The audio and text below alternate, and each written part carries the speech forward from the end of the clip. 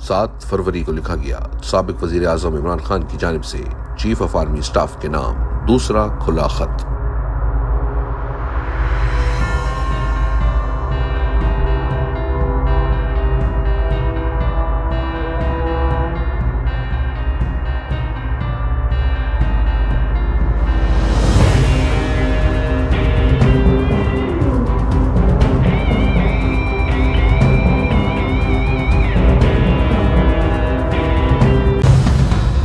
میں نے ملک و قوم کی بہتری کی خاطر نیک نیتی سے آرمی چیف کے نام کھلا خط لکھا تاکہ فوج اور عوام کے درمیان دن بدن بڑھتی ہوئی خلیج کو کم کیا جا سکے، مگر اس کا جواب انتہائی غیر سنجیدگی اور غیر ذمہ داری سے دیا گیا۔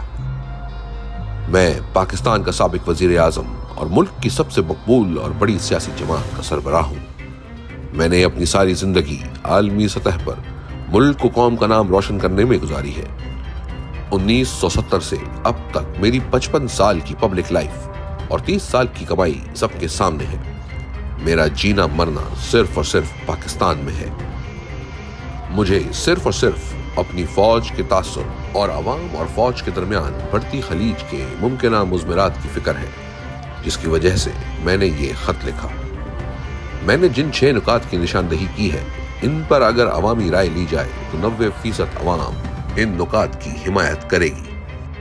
ایجنسیز کے ذریعے پری پول دھاندلی اور الیکشن کے نتائج تبدیل کر کے اردلی حکومت قائم کرنا، عدلیہ پر قبضے کے لیے پارلیمنٹ سے گن پوائنٹ پر 26ویں آئینی ترمیم کروانا اور پاکٹ ججز بھرتی کرنا، ظلم و جبر کے خلاف اٹھنے والی آوازوں کو بند کرنے کے لیے پیکا جیسے کالے قانون کا اطلاق کرنا، سیاسی عدم استحکام اور جس کی لاٹھی اس کی بھینس کی ریت ڈال کر ملک کی معیشت کی تباہی، ملک کی سب سے بڑی سیاسی جماعت کو مسلسل ریاستی دہشت گردی کا نشانہ بنانا اور تمام ریاستی اداروں کا اپنے فرائض چھوڑ کر سیاسی انجینئرنگ اور سیاسی انتقام میں شامل کرنا، نہ صرف عوامی جذبات کو مجروح کر رہا ہے بلکہ عوام اور فوج میں خلیج کو بھی مسلسل بڑھا رہا ہے۔ فوج ملک کا ایک اہم ادارہ ہے، مگر اس میں بیٹھی چند کالی بھیڑیں پورے ادارے کا نقصان کر رہی ہیں۔ ایسا ہی ایک شخص اڈیالہ جیل میں بیٹھا کرنل بھی ہے، جو جیل کے اسٹاف کو کنٹرول کرتے ہوئے نہ صرف آئین، قانون اور جیل مینول کی دھجیاں بکھیر رہا ہے بلکہ انسانی حقوق بھی پامال کر رہا ہے۔ وہ عدالتی احکامات کو جوتے کی نوک پر رکھتے ہوئے ایسے عمل کرتا ہے جیسے قابض فوج کرتی ہے۔ پہلے اڈیالہ جیل کے فرض شناس سپر انٹینڈنٹ اکرم کو اغوا کیا گیا اور تشدد کا نشانہ بنایا گیا، کیونکہ وہ قانون کی پاسداری کرتا تھا اور جیل قوانین پر عمل درآمد کرتا تھا۔ اب بھی تمام عملے کو ڈرایا دھمکایا جا رہا ہے۔ بنیادی انسانی حقوق پامال کرتے ہوئے مجھ پر دباؤ بڑھانے کے لیے ایک کرنل کی ماتحت جیل انتظامیہ نے مجھ پر ہر ظلم کیا ہے۔ مجھے موت کی چکی میں رکھا گیا ہے، 20 دن تک مکمل لاک اپ میں رکھا گیا جہاں سورج کی روشنی تک نہیں پہنچتی تھی۔ 5 روز تک میرے سیل کی بجلی بند رکھی گئی اور میں مکمل اندھیرے میں رہا۔ میرا ورزش کرنے والا سامان اور ٹی وی تک لے لیا گیا اور مجھ تک اخبار بھی پہنچتے نہیں دیا گیا۔ جب چاہتے ہیں کتابیں تک روک لیتے ہیں۔ ان 20 دنوں کے علاوہ مجھے دوبارہ بھی 40 گھنٹے لاک اپ میں رکھا گیا۔ میرے بیٹوں سے پچھلے 6 ماہ میں صرف 3 مرتبہ میری بات کروائی گئی ہے۔ اس معاملے میں بھی عدالت کا حکم نہ مانتے ہوئے مجھے بچوں سے بات کرنے نہیں دی جاتی، جو میرا بنیادی اور قانونی حق ہے۔ میری جماعت کے افراد دور دراز علاقوں سے مجھ سے ملاقات کے لیے آتے ہیں، مگر ان کو بھی عدالتی آرڈرز کے باوجود ملاقات کی اجازت نہیں ملتی۔ پچھلے 6 ماہ میں گنتی کے چند افراد کو ہی مجھ سے ملوایا گیا ہے۔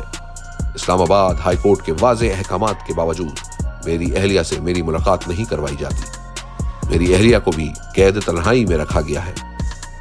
گن پوائنٹ پر کروائی گئی 26ویں آئینی ترمیم کے ذریعے عدالتی نظام پر قبضے اور کورٹ پیکنگ کا مقصد انسانی حقوق کی پامالیوں اور انتخابی فراڈ کی پردہ پوشی اور میرے خلاف مقدمات میں من پسند فیصلوں کے لیے پاکٹ ججز بھرتی کرنا ہے، تاکہ عدلیہ میں کوئی شفاف فیصلے دینے والا نہ ہو۔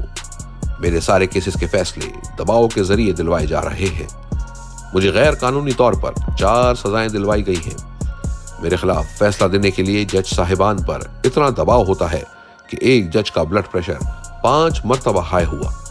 اور اسے جیل اسپتال میں داخل کروانا پڑا۔ اس جج نے میرے وکیل کو بتایا کہ مجھے اور میری اہلیہ کو سزا دینے کے لیے اوپر سے شدید ترین دباؤ ہے۔ 9 مئی اور 26 نومبر کو ہمارے نہتے جمہوریت پسند کارکنان پر ظلم و تشدد کی انتہا کر دی گئی۔ پرامن شہریوں پر سیدھی گولیاں چلائی گئی۔ سیاسی انتقام کی آڑ میں 3 سال میں لاکھوں شہریوں کے گھروں پر چھاپے مارے گئے۔ ہمارے 20,000 سے زائد ورکرز اور سپورٹرز کو گرفتار کیا گیا اور سینکڑوں کو اغوا کر کے تشدد کا نشانہ بنایا گیا۔ ہزاروں بے گناہ لوگوں کو کئی ماہ جھوٹے کیسز میں جیلوں میں رکھا گیا۔ ایجنسیز کے دباؤ پر ہمارے 2,000 سے زائد ورکرز، سپورٹرز اور پارٹی لیڈرز کی ضمانت کی درخواستیں اب تک ہائی کورٹ کے ججز التوا میں رکھ کر بیٹھے ہوئے ہیں۔ جیسا سلوک پچھلے 3 سال میں ہماری خواتین کے ساتھ کیا گیا وہ انتہائی شرمناک اور افسوسناک ہے۔ پاکستان کی تاریخ میں کبھی سیاستدانوں کی گھریلو خواتین کو اس طرح نشانہ نہیں بنایا گیا۔ اس سے ظاہر ہوتا ہے کہ ہماری اخلاقیات کس قدر پستی پر ہیں۔ بزرگ خواتین اور جوان بچیوں کو جیلوں میں قید رکھا گیا۔ میری اہلیہ ڈاکٹر یاسمین راشد جو 75 سالہ کینسر کی مریضہ ہیں، میری دونوں بہنیں جن کی عمر 65 سال سے زائد ہے، سمیت سینکڑوں خواتین کو بے جا پابند سلاسل رکھا گیا ہے اور ان کی حیا کا تقدس پامال کیا گیا۔ نبی پاک صلی اللہ علیہ وآلہ وسلم کے دور میں عورتوں، بزرگوں اور بچوں کو تنگ نہیں کیا جاتا تھا۔ ہمارے دین کا حکم تو یہ ہے کہ جنگی حالات میں دشمن کی عورتوں اور بچوں سے بھی بدسلوکی نہ کی جائے، اور یہاں اپنی ہم وطن ماؤں، بہنوں، بیٹیوں کا لحاظ نہیں رکھا گیا۔ یہ سب ہماری روایات کے منافی ہے اور اس کی وجہ سے عوام میں فوج کے خلاف نفرت بہت بڑھ گئی ہے، جس کا سدباب بر وقت ہو جائے تو یہ فوج اور ملک دونوں کے حق میں بہتر ہے، ورنہ اس سبب سے ناقابل تلافی خسارہ اٹھانا پڑ سکتا ہے۔ پیکا جیسے کالے قانون کے ذریعے سوشل میڈیا اور انٹرنیٹ پر بھی قدغن لگا دی گئی ہے۔ اس سب کی وجہ سے پاکستان کا GSP پلس اسٹیٹس بھی خطرے میں ہے۔ انٹرنیٹ میں خلل کی وجہ سے ہماری IT انڈسٹری کو اربوں ڈالرز کا نقصان ہو چکا ہے اور نوجوانوں کا کیریئر تباہ ہو رہا ہے۔ چند افراد کی خواہشات پر عوامی مینڈیٹ کی توہین کر کے ایسے سیاسی عدم استحکام کی بنیاد رکھی گئی جس کی بدولت معیشت کا برا حال ہے اور سرمایہ کار اور ہنرمند افراد مجبور ہو گئے ہیں کہ پاکستان چھوڑ کر اپنے سرمایہ سمیت تیزی سے بیرون ملک منتقل ہو جائیں۔ معاشی عدم استحکام اپنی انتہا پر ہے، گروتھ ریٹ 0 ہے اور پاکستان میں سرمایہ کاری نہ ہونے کے برابر ہے۔ ملک میں غربت اور بے روزگاری عروج پر ہے۔ ہمارے فوجی پاکستان کے لیے قربانیاں دے رہے ہیں۔ دہشت گردی کے خلاف جنگ میں کامیابی کے لیے ضروری ہے قوم فوج کے پیچھے کھڑی ہو، لیکن افسوسناک امر ہے کہ اسٹیبلشمنٹ کی پالیسیوں اور ان غیر قانونی اقدامات کی بدولت عوام میں فوج کی بدنامی مسلسل بڑھ رہی ہے۔ یہ سب فوج کے حلف کی خلاف ورزی ہے۔ کسی بھی ملک کی فوج اپنے شہریوں کے ساتھ ایسا سلوک نہیں کرتی، بلکہ ایسا سلوک تو قابض فوجیں کرتی ہیں جو خود کو ہر آئین اور قانون سے بالا تر سمجھتی ہیں۔ ملکی استحکام اور سلامتی کے لیے ناگزیر ہے کہ فوج اور عوام کے درمیان کی خلیج کم ہو، اور اس بڑھتی خلیج کو کم کرنے کی صرف ایک ہی صورت ہے، اور وہ ہے فوج کا اپنی آئینی حدود میں واپس جانا، سیاست سے خود کو علیحدہ کرنا اور اپنی متعین کردہ ذمہ داریاں پوری کرنا، اور یہ کام فوج کو خود کرنا ہوگا، ورنہ یہی بڑھتی خلیج قومی سلامتی کی اصطلاح میں فالٹ لائنز بن جائیں گی۔